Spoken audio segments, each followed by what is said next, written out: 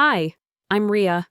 And last year, my parents signed every piece of our family's estate over to my brother, then told me I should be grateful they even invited me to dinner. They said I was a useless embarrassment, not lazy, not cruel, just wrong for their image. I sat by the service door that night, next to the trash bins, while they toasted to family unity. But what they didn't know was that a single piece of paper, hidden for years, would expose every lie they built. Their faces went pale when the truth surfaced. And when I walked back into that courtroom, I didn't come to beg. I came to take everything back. Before we begin, tell me, what time are you listening to this and where from? Drop a comment below. Because this story, it isn't just about money, it's about what happens when silence finally speaks. I was running late. The sky over suburban Ohio had already turned that soft winter blue when I parked outside the restaurant, one of those places where the lights are low, the tables are white, and everything feels rehearsed. My brother Cole had chosen it. He always did. My parents were celebrating their 40th anniversary, and this dinner was supposed to be a family moment.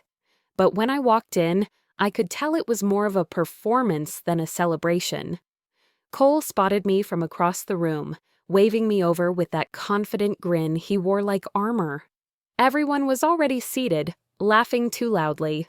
His wife, Janet, gave me a once-over, her smile too polished to be kind. "Rhea, you made it. We were beginning to think you'd gotten lost." I smiled politely and glanced at the table. Every seat was taken except one, at the very end near the swinging door where servers carried out trays of dishes and trash bags. The smell of bleach drifted in each time the door opened. "Sit here, honey," my mother said, motioning toward that spot. "Close to the door in case you need to get some air." Air. Right. I sat, pulling in my chair quietly. The conversation rolled on without me. Cole talking about his latest real estate deal, my father nodding like a proud investor. I could feel the hum of their voices, but none of it included me. Every few minutes, someone's laughter would rise, and I'd smile faintly, though I hadn't caught the joke. Janet leaned over with her glass of Chardonnay, her perfume cutting through the smell of food. "I just love how simple your outfit is," she said. "You've always been understated." My mother chuckled. "Yes, Rhea was never one for glamour. She's more practical." Cole grinned. "Not everyone's built for the spotlight, huh?" I stirred my water, keeping my voice calm. "Guess someone has to hold the camera." They laughed. It wasn't cruel, just sharp enough to sting. That's how my family worked. Tiny cuts dressed up as jokes. I'd learned long ago to take them silently. As the waiter refilled glasses, I caught a reflection in the window, myself, sitting apart, half in shadow. I looked like a guest in my own family. Dessert came, small slices of cake with gold flakes. Cole lifted his fork, leaning toward Dad. "So, it's done then? The papers?" My father nodded. "Finally. It was time to make things official for the family." Janet clinked her glass against Cole's. "About time. You've worked so hard for it." I froze mid-bite. "Papers?" I asked lightly. Cole's smile didn't reach his eyes. "Oh, just business stuff. You wouldn't be interested." I forced a small laugh. "You're right. I usually only sign the checks." He poured himself another drink, ignoring me. Something about the way Dad said "for the family" lingered. Heavy, like a warning I didn't understand yet. When the night wound down, I offered to help pack the leftover boxes. My father smiled in that absent way he did when he wasn't really looking at me. "You're always good with your hands, sweetheart. Not contracts, though, right?" He laughed. Cole joined in. I carried the boxes toward the exit, my seat by the door still warm. A waiter hurried over and placed a small folder in my hands. "Here's the receipt, ma'am." "I think that's for my brother," I said, but he'd already turned away. I opened it without thinking. and there it was. A sheet of paper labeled Transfer Deed. Cole Kinsley, sole owner. The air went thin. My hands trembled, but I slipped the paper back as if it were nothing. I'd been erased, and no one even noticed. "Rhea, you coming?" Janet called, her voice sugar-sweet. I nodded and joined them by the entrance. That's when I saw it. The name tag on my chest, printed in neat script, Rhea Kingsley. Cole laughed first. "Guess they couldn't even spell you right, sis." Everyone chuckled. I smiled too, like it didn't matter. Inside, something quiet snapped. "They can't even spell me right," I whispered to myself. Guess that's fitting. When we left, the wind outside was colder than I remembered. I walked to my car slowly, the laughter from the restaurant fading behind me. The tag still clung to my coat, a small, stupid reminder of where I stood in their world, close enough to serve, far enough to forget. Driving home, I didn't turn on the radio. The silence pressed against me, but it felt almost comforting. The road was empty, the night wide open. Maybe being invisible had its peace. But as the streetlights flickered past, something inside me began to stir. A pulse, a question. What were those papers? By the time I pulled into my driveway, I knew I wouldn't sleep. Not tonight. That name tag was still on my chest when I looked in the mirror. I peeled it off slowly, the paper tearing at the corner, leaving a faint mark. Maybe they'd spent years pretending I wasn't one of them. But something told me that was about to change. That night, I couldn't sleep. Something about those papers wouldn't let me. By morning, the tension in my chest hadn't eased. I must have stared at the ceiling for hours, blinking into the darkness, replaying their laughter, that name tag, and, most of all, that piece of paper. Transfer deed. Sole owner. Cole. I didn't even make coffee. I just got dressed, tied my hair back, and drove straight into Columbus. The sun barely cleared the horizon, casting a pale glow over the frost-bitten streets. My breath fogged in the cold, but inside I was burning. I didn't want revenge. Not yet. I wanted clarity. The law office of Harold Wynne was tucked into an old brick building across from the post office. The kind of place where time slowed down, wood paneling, dusty bookshelves, brass lamps. Everything looked the same as it had when I was a teenager, sitting in that very lobby waiting for my parents during estate talks. Back then, I thought all families had these meetings, scheduled appointments to secure futures, protect inheritances, preserve legacy. Now I knew better. "Rhea," Harold said as he opened the door to his office, voice soft, eyes uncertain. He looked older than I remembered, his tie a little crooked, a bandage on one knuckle. "Wasn't expecting you this early." I stepped in without a smile. I couldn't sleep. He nodded slowly, gesturing to the chair across from his desk. "I'm guessing this is about last night." I didn't sit yet. Did my parents change anything recently in writing? His face shifted, barely, but I caught it. A flinch, guilt, maybe, or regret. "I think you should sit down." That was all the confirmation I needed. He opened a drawer and pulled out a manila envelope. No label, no fancy gold seal, just my family's legacy folded into bureaucratic stillness. He placed it on the desk between us. "They brought this in 2 months ago, finalized it 3 weeks back." I opened it carefully. Inside were several sheets of notarized paper, neat columns of typed clauses and witness initials. My eyes scanned down until I found what I was afraid of. Full transfer of Kinsley family estate and associated business holdings to Cole Kinsley. Below that, my name, Rhea Kinsley, was printed, then crossed out in red ink. A note just beneath, typed but cold. "Rhea's portion has been deemed unnecessary per family decision." It wasn't just a decision, it was a verdict. Harold spoke gently. "I told them to talk to you. I told your father this wasn't the way to handle it, but he said it would only humiliate you more to know the details. I didn't respond. My fingers tightened around the edge of the paper, and I could feel the shake starting in my hands. But I wouldn't give in to it. Not in front of Harold. Not yet. He opened another drawer and pulled out something else, smaller, yellowed at the edges. There's more. It was a handwritten letter, folded carefully. My heart stopped when I saw the signature. Mom's. This was the original will, dated 5 years ago. Your mother's wording, equal shares. Everything split between you and Cole. I read her lines slowly, gentle loops in her cursive, soft language, like she was speaking through the ink. No matter what happens between us, I want you both to know. You are equals. Always. Love should be shared, not measured. I blinked hard. She died 6 months after writing that.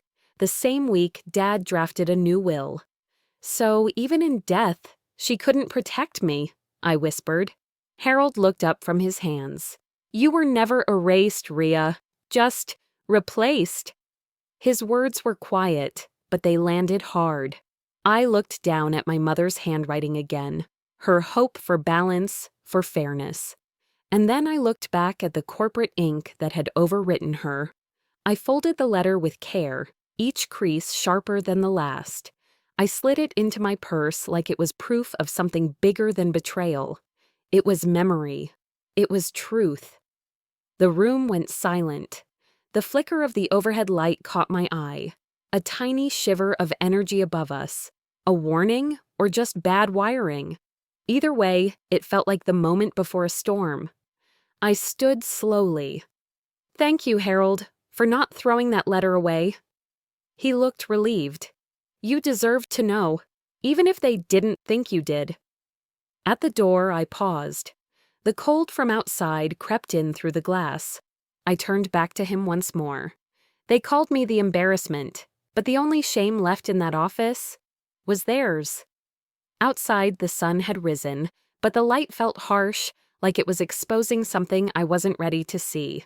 I stepped into it anyway, the folded letter still warm in my pocket. I thought the papers were the end of it, but that night the phone rang, and everything I believed shattered again. I had just turned off the living room light when my phone rang. Not a text, not a notification. A full-on jarring ring in the middle of dead silence. I didn't recognize the number right away, but something in me knew to answer. Hello? Rhea, it's Janet. Her voice was sharp, clipped, like she'd been pacing for hours and finally stopped to breathe. I know I'm the last person you want to hear from, she said, not even waiting for me to respond. But you need to hear this before it goes public. I sat back down slowly, staring at the letter still open on my table. My hands tensed. Public? What the hell are you talking about? There was a pause. I could almost hear her swallow hard on the other end. Cole's launching a new development project, she said. He's using your parents' property to lock in investors. He filed paperwork saying you signed off, said you didn't want any part of it. My heart stopped. That's a lie. I know. I saw the papers, your signatures on them. But Rhea, it's not your handwriting. He forged it. A strange numbness spread through my chest. I leaned forward, elbows on my knees, trying to process what she was saying. He's presenting everything tomorrow morning. To the bank, the city. It's already scheduled. I closed my eyes for a second. And you're telling me this why? Because I overheard him bragging about it. Said you were too soft, too disconnected, and that even if she finds out, no one's gonna believe her over me. Of course he did. That smug, rehearsed voice of his had always found ways to sound reasonable, even when he was being cruel. My throat tightened. He made me a ghost while I was still breathing. Another pause. Then Janet spoke again, this time quieter. I'm not proud of how we treated you, but I'm not letting him do this. Not like this. A hollow beat passed between us. He's filing the final papers at 9 a.m. downtown. If you want to stop it, you've got maybe 10 hours. I didn't say goodbye. I just ended the call and stood still in the dark. Then I moved. In my bedroom, I dropped to the floor and reached under the bed frame. The lockbox was still there, dented at the corner, paint flaked, but the latch held firm. I flipped it open, pulling out files I hadn't looked at in years. Photos, certificates, letters, and then, taped to the underside of the lid, a USB drive. I remembered the day Mom gave it to me. We were sitting on the back porch. She didn't say much, just handed it over in that gentle, knowing way of hers. Keep this safe. One day, you'll need it. Back then, I thought it was just family photos, or some sentimental thing she couldn't let go of. But when I plugged it into my laptop, a folder popped up, Kinsley, Private. Inside were subfolders named after every major asset my family owned. The house, the land, the timber lot, the original will. And one folder labeled, simply, For the Lawyer. I opened it and found a video. It was Mom, sitting at her desk. The date stamp on the corner read, March 2013. If you're watching this, she began, her voice soft but firm. Then something's gone wrong. My breath caught. She talked for 8 minutes. About fairness, about trust, about not letting fear or pride rewrite what family is supposed to mean. And then she said the words that hit me like a freight train. Don't let silence become your inheritance. I pressed pause, then sat back, staring at the screen, eyes stinging. My whole life I'd tried not to stir the waters, not to push too hard, not to make a scene, but now it was the silence they were counting on. I pulled myself together, organizing the documents into a folder. I didn't know exactly what I'd do yet, but I knew one thing. I wasn't going to let Cole finish what he started. As I zipped the bag shut, my reflection caught in the dark window across the room. My face lit only by the laptop screen. Tired, raw, but clear. Voice in my head, steady. All my life, I thought staying quiet was noble. Turns out it was their favorite weapon.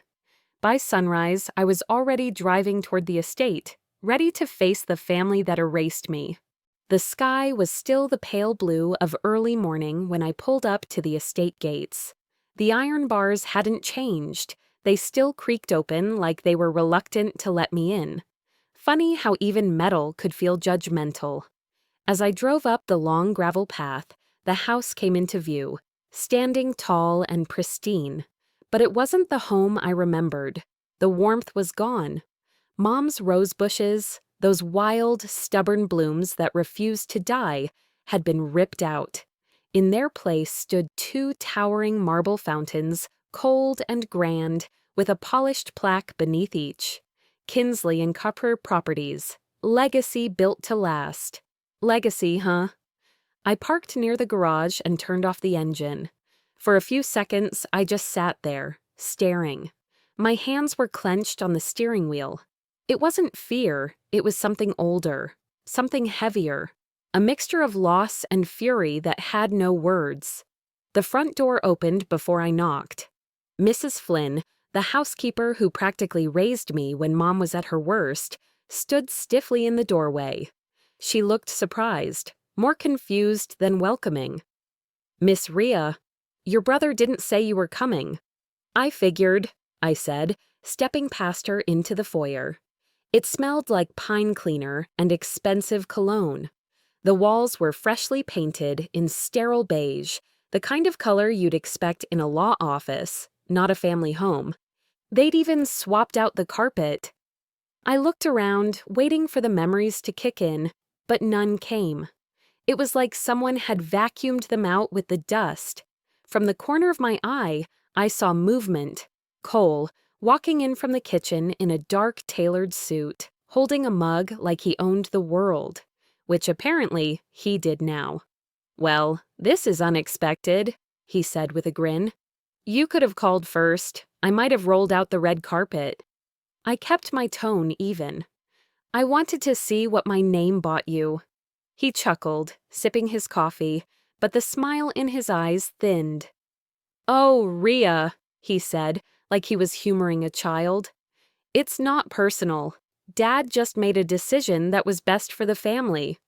Or best for your business." He raised an eyebrow, then leaned against the wall like this was some casual breakfast conversation. "You've always taken things too emotionally. I mean, come on, you haven't been involved in any of this for years." I pulled the folded copy of Mom's will from my purse and laid it gently on the hallway table. He glanced at it and shrugged. "That?" he said. "That's a draft, handwritten, not notarized. You really think that would have stood up in court?" I didn't answer. I didn't need to, because his jaw tightened. Just a flicker, but I caught it. Underneath all that smugness was someone who'd counted on me staying quiet. We stood there for a long second, the silence between us louder than anything he could have said. Then came the voice I hadn't heard in over a year. Cold, flat, sharp enough to slice. Air. "Rhea!" I turned. At the top of the staircase stood our father. Older than I remembered, thinner, but still upright, still in command. "We didn't expect you," he said, coming down slowly. "Clearly," I said. He paused halfway down, eyeing the will on the table. "You signed everything away?" I asked. He didn't blink. "Cole has what it takes to lead. You never did." It wasn't loud, it wasn't angry, but it hit harder than any shout. I kept my voice steady. "You mean I never wanted to lie, cheat, or bulldoze people for a profit?" He didn't answer. He didn't need to. Something on the wall behind him caught my eye. The family portrait, except it wasn't the one I remembered. I stepped forward slowly. There we were, Mom, Dad, Cole. And where I used to be. Gone. In my place was Cole's son, a toothy 7-year-old, dressed in a miniature suit. My throat closed. I moved closer and touched the spot where my face had once been. The paint was fresher there. You could see it if you looked. "You didn't just replace my name," I said, my voice low. "You replaced my existence." Behind me, Cole shifted uncomfortably. I didn't look back. "You always made things harder than they had to be," my father muttered. I turned around slowly. "And you made them colder than they ever had to be." I picked up my purse. As I walked toward the door, he called after me. "Don't come back unless you've made something of yourself." I stopped, hand on the doorknob, and without turning, replied, "You'll see me again, not as a daughter, as the one you underestimated." Then I pushed the door open, stepped into the wind, and let it slam behind me. It echoed through the halls like the end of a sermon. I didn't realize that leaving that house meant stepping straight into their trap. They didn't come for me with fists or lawyers. Not yet. They came with whispers. A week had passed since I walked out of that house, and every day since had felt like the calm before a storm I couldn't see but could feel crawling toward me. I kept my head down at work, answering emails, following up on client calls, pretending I wasn't unraveling inside. That morning, when I walked through the doors of the office, something had shifted. The front desk girl who usually waved looked away. 2 of the partners were whispering by the coffee machine, eyes flicking toward me and then back down. I passed them slowly, pretending not to notice, but my stomach knotted. In my office, I barely had time to sit down before my boss, Ron, knocked and stepped in. No smile, no pleasantries. "Rhea," he said carefully, like I might break. "I just wanted to give you a heads up. We've received a few calls about your family, the Kinsley estate. Someone mentioned some legal confusion."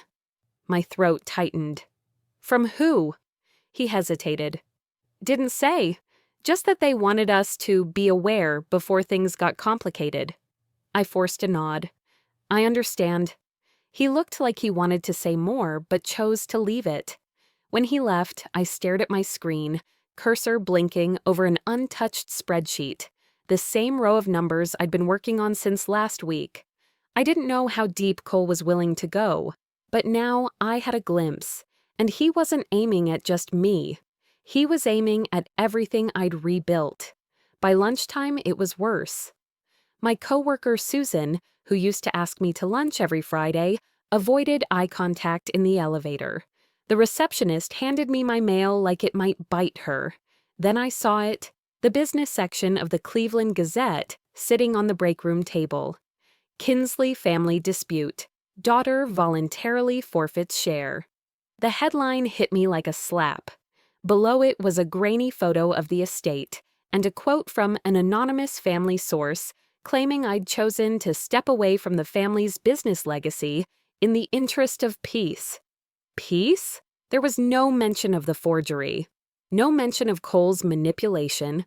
Just a clean, tidy lie dressed in passive language. My hands trembled as I picked up the paper. My photo wasn't even included. They used Cole's headshot, smiling, respectable. Meanwhile, I was painted as bitter, impulsive, emotionally unstable. They didn't just steal my inheritance, I muttered. They stole my voice. I left work early, said I had a migraine. That wasn't a lie. Back at my apartment, I dropped my bag on the floor, kicked off my shoes, and collapsed onto the couch. The day pressed down on me like 100 pounds of wet concrete. My mind kept looping back to my father's voice, cold and cutting. You never had what it takes. Maybe he was right. I opened my laptop, stared at a blank email addressed to Harold Wynne. Subject, legal options. I typed A, few lines, backspaced, tried again, deleted it all. What's the point? I whispered to no one.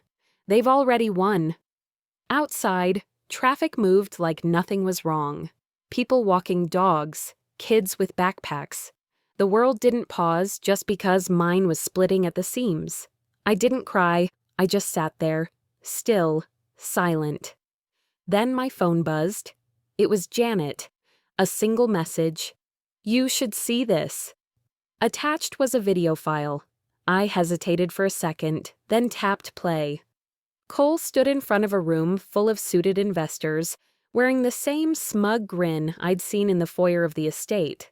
The video wasn't high quality, but the sound was clear.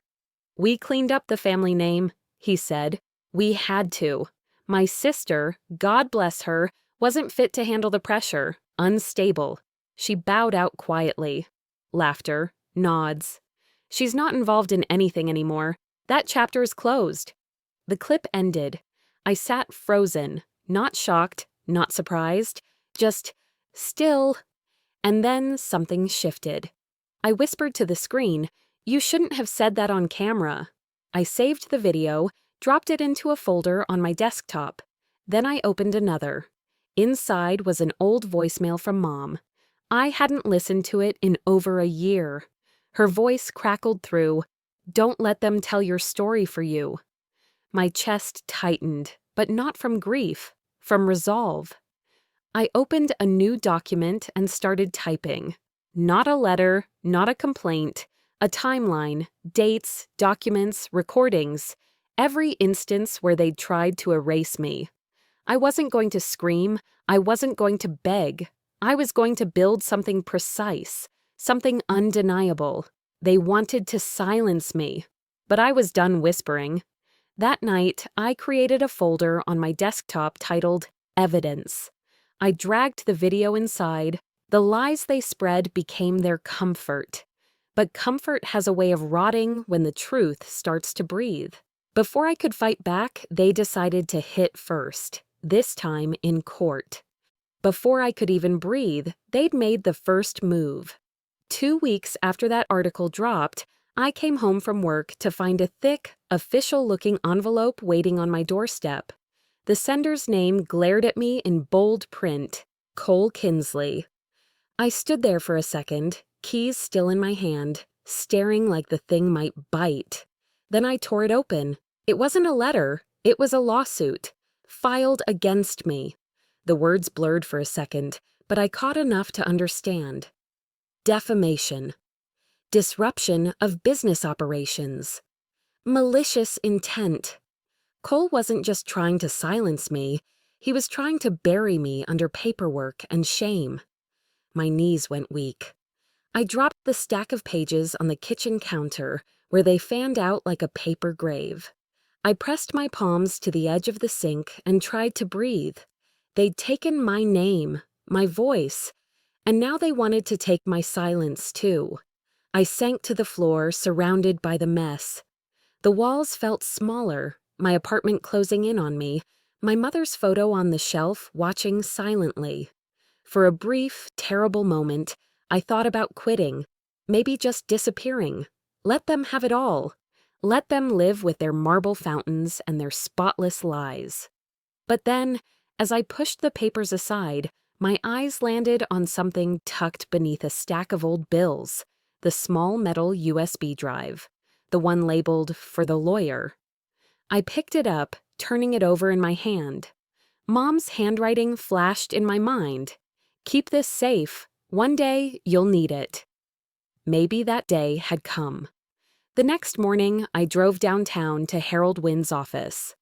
The man looked like he hadn't aged a day, but his eyes told a different story. Tired, wary, maybe a little guilty.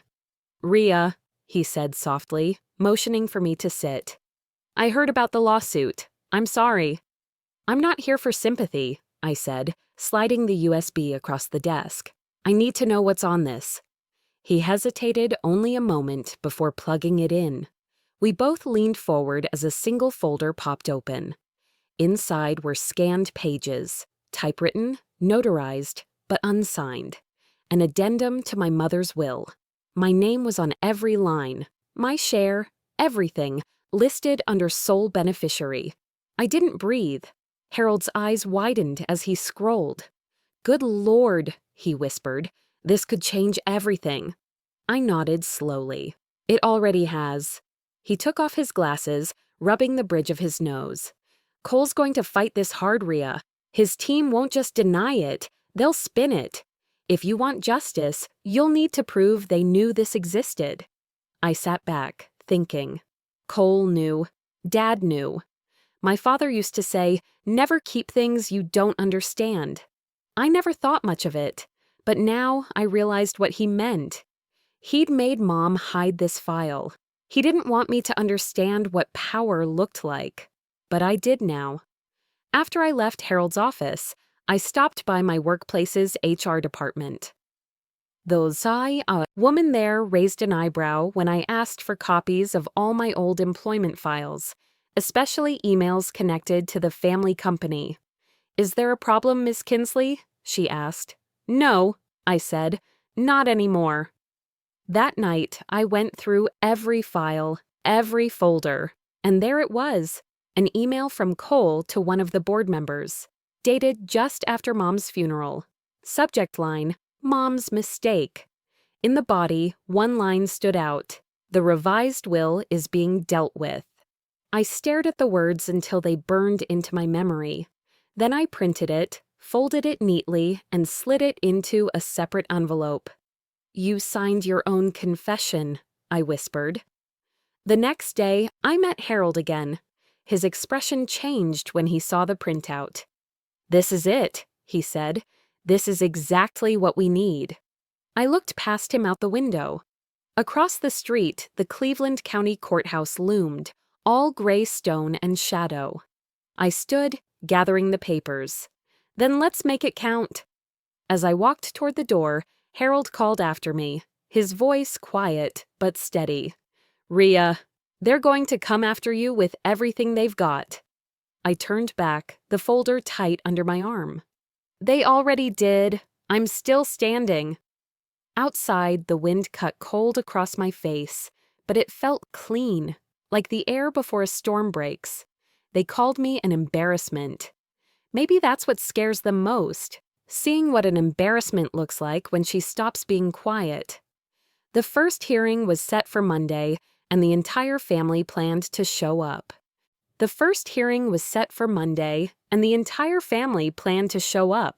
I barely slept the night before.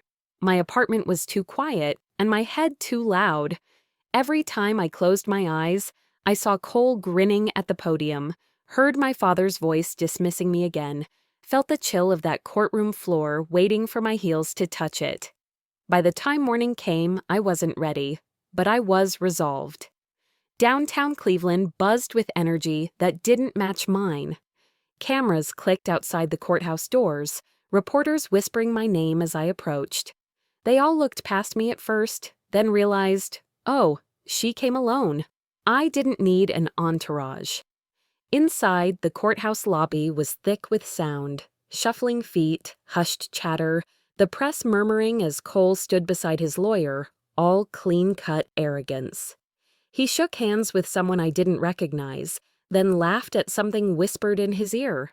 Flashbulbs caught the moment. To them, it looked like victory. My heels echoed as I stepped onto the marble floor. Just one sound, sharp, deliberate. It cut through the noise like a blade. They've already written the story, I thought. I'm just here to rewrite the ending. I saw them sitting in the front row, my parents. My father's posture stiff, arms folded. My mother clutched her purse in her lap, eyes fixed on the floor. When I caught her glance, she barely looked up. Then slowly, subtly, she shook her head. "Don't make this worse," that look said. She used to say it when Cole broke something and blamed me, when he shouted lies and I cried. "Don't make this worse, Rhea." I looked down at my wrist, at the old silver bracelet she gave me when I turned 13. The one engraved with "You're enough." The silver was tarnished now, worn thin in places, but the words hadn't faded, not like her faith had. The judge entered. Everyone stood. Then we began. Cole's attorney went first, painting me as a daughter, driven by resentment and revenge. Someone who'd chosen to publicly tarnish the family's name after being excluded from important financial decisions. He clicked a remote. A video played on the screen above us, me, at work, clearly emotional, head down, voice raised. They'd clipped the part where I said, "They didn't just steal my inheritance, they stole my voice." But taken out of context, I looked unstable. Whispers swirled around the room. I kept my eyes on the table, my fists clenched in my lap, but my face stayed still. Harold leaned in. "Don't react," he murmured. "Let them bury themselves." I exhaled slowly and nodded. Then it was our turn. Harold stood. His voice was calm, even gentle, like a man building a fire one match at a time. He walked them through the will, the addendum, the notarized pages, the USB. Then he said, "Your Honor, we'd like to submit Exhibit C." He clicked his remote. On the screen, an email. Subject line, "Mom's mistake." Harold read the message out loud. "The revised will is being dealt with." The date, 2 weeks after my mother's death. The sender, Cole Kinsley. Gasps rippled. Even the judge's brows lifted. Cole's lawyer objected, but it was too late. The document was entered into evidence. The judge turned to my brother. "Mr. Kinsley, did you have prior knowledge of this document?" Silence. Cole shifted in his seat. Then again. Finally he spoke, not to the judge, not to the room, but to no one in particular. "It wasn't supposed to go this far," he muttered. The room went still, not a sound. You could hear someone's pen click in the back row. My father dropped his head into his hands. My mother's eyes welled with tears. Her lips trembled, but she didn't speak. I didn't move. I didn't gloat. I didn't smile. I just whispered, "You did this to yourself." The cameras caught that moment. Later, I'd see it on every news site. The image of Cole looking shattered and me standing still. The story they thought they knew had changed in a single frame. The judge called for a recess. As the room emptied, Harold leaned in again. "That slip-up might have just saved everything." I nodded, hand resting on my bracelet. My heart was still pounding, but my mind was clear. For years, silence was my cage, I thought. Today, it became my weapon. I stepped into the hallway, letting the doors close behind me. The courthouse walls echoed with footsteps, but I didn't rush. I moved slowly, deliberately. The press didn't crowd me now. They watched instead, waiting, wondering. But victory in court didn't mean peace at home. And that night, someone decided to remind me. The air outside had that sticky Cleveland humidity, the kind that clung to your skin like bad memories. I pulled into the parking lot behind my building, headlights sweeping across the cracked pavement. My stomach growled. I hadn't eaten since breakfast, but food felt like a luxury I couldn't afford to think about. I was still running on courtroom adrenaline and bitter disbelief. I climbed the steps to my apartment, juggling my keys and mail, when I noticed something that made my spine lock. My front door was slightly ajar. I stood still for a second. No neighbors in the hallway, no sound. Just the faint hum of the overhead light and that door, open, waiting. I pushed it open with my foot. The lights inside flickered as they always did when I turned the switch, but tonight it felt like a warning. My living room was in disarray. Drawers pulled open, cushions slashed, papers tossed like confetti at a party I didn't attend. But I knew what they'd come for. My desk, the folder labeled evidence, was gone. Not misplaced, not shuffled, gone. I didn't move at first. I just stood there, staring at the empty space where I'd left the folder, the slight dent in the wood where my coffee cup used to sit beside it. My heart pounded so loudly I could barely think straight. This wasn't a robbery. Nothing else was missing. TV, laptop, jewelry untouched. This wasn't about money. This was about erasure. They don't just want to win, I whispered. They want to erase me completely. I pulled out my phone. No missed calls, no alerts from my building's buzzer. Whoever did this knew how to get in. I walked to the hallway where my mother's photos hung in quiet dignity. Or used to. Now they were shredded. Each frame still clung to the wall, but the glass was cracked and the photos were slashed with a knife, across her smile, across her eyes. One had been torn clean down the middle. I backed away, swallowing the sharp sting rising in my throat. That's when I saw it. On the floor, beneath the side table, my bracelet. The silver one my mother gave me. The one I wore to every hearing, every meeting.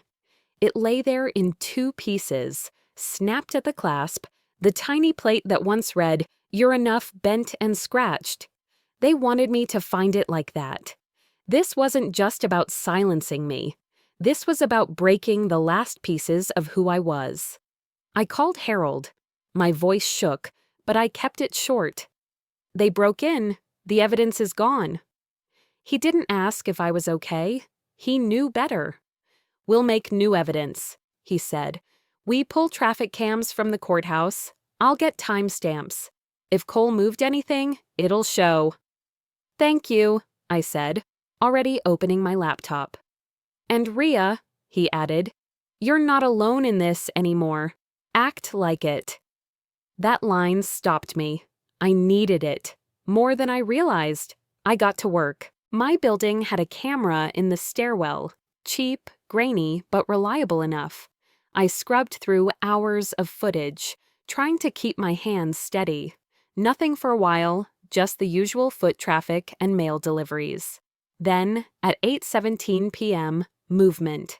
A man entered, tall, broad shoulders, wearing a ball cap pulled low. He paused just under the camera. I leaned in. He looked up briefly before continuing down the hall. My breath caught. It was my father. He didn't even hesitate. He walked straight to my door, turned the knob, and disappeared inside. Less than 3 minutes later, he exited with the folder under his arm. I stared at the screen, frozen. My own father. I wasn't sure what hurt more, that he stole from me or that he didn't even try to hide it. "So that's how far you'll go for him," I said to the screen, my voice hoarse.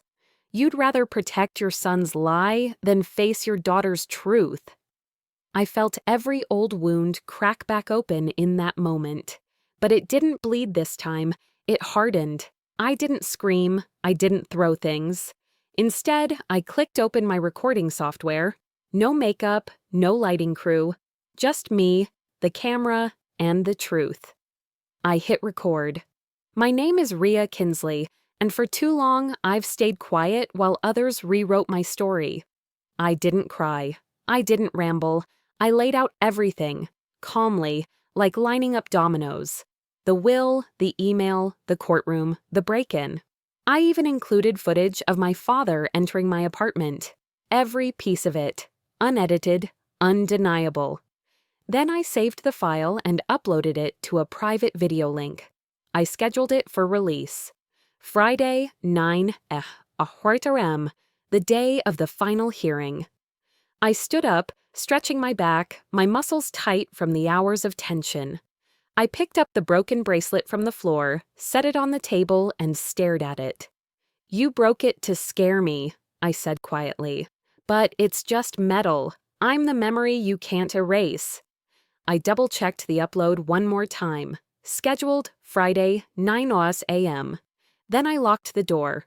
Not just the latch, but the chain. The deadbolt.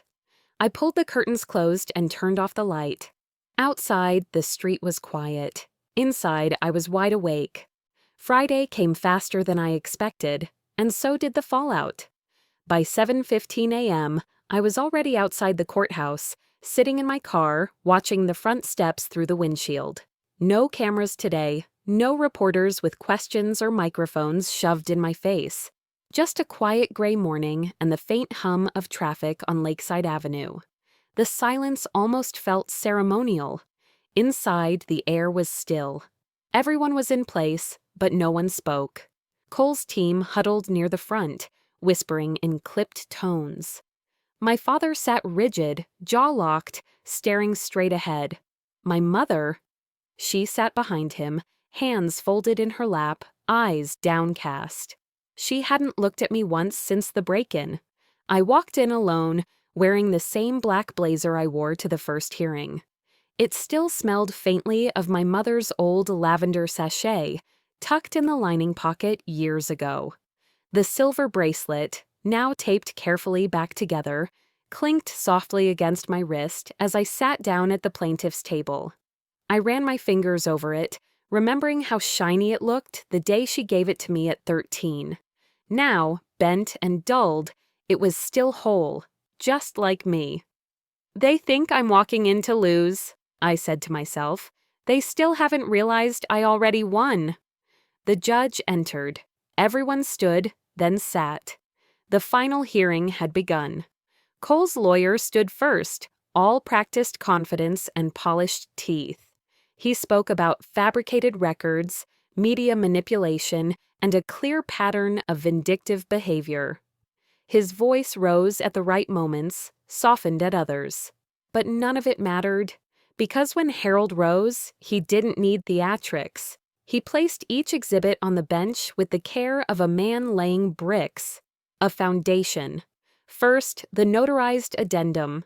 Then, screenshots of the bank transfers, money moved from the estate to accounts under Cole's shell companies. Finally, the still shots from my building's hallway camera. My father entering, my father leaving. The evidence folder in hand. Gasps rose from the courtroom like steam. My father didn't move. My mother pressed her hand to her mouth. I didn't look at them. Harold turned to the judge. "One final submission, Your Honor." He clicked the remote. The screen behind him flickered, then lit up with a grainy video. It was my mother, younger, seated in a well-lit room. Her voice wavered but was clear. "If you're watching this, Rhea, it means I couldn't protect you in life," she said. "But I made sure your name can't be erased. You were always the one who saw through it all. And for that, they feared you." A beat of silence hung heavy in the air. The courtroom exhaled collectively. My eyes burned, but I didn't cry. I smiled, just barely.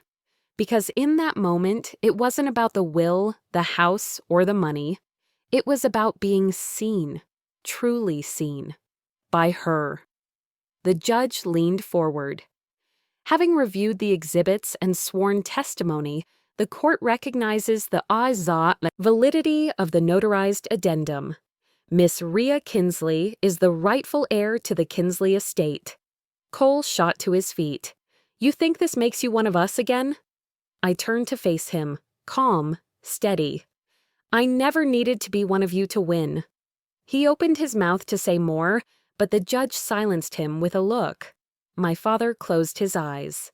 My mother wiped her cheek with a trembling hand. It was done. As we exited the courtroom, a few reporters tried to rush forward, but I didn't stop. I didn't speak.